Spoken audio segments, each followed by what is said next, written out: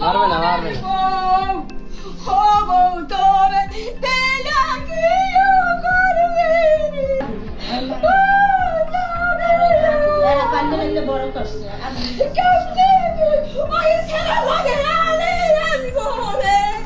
জামাই দূর প্রবাসে থাকে আর এদিকে পরপুরুষ নিয়া শ্বশুর বাড়িতে কট খাইছে। কিন্তু দুঃখের বিষয়টা কি জানেন?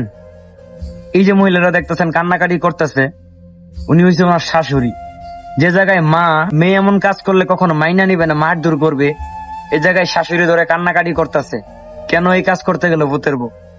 আরে বোন, যদি যৌবন জ্বালা না সহ্য করতে পারো, জামাইরে দূরপ্রবাসে রাইখিয়া নিজের হকটারে মানুষের কাছে বিলাইয়া দিও না।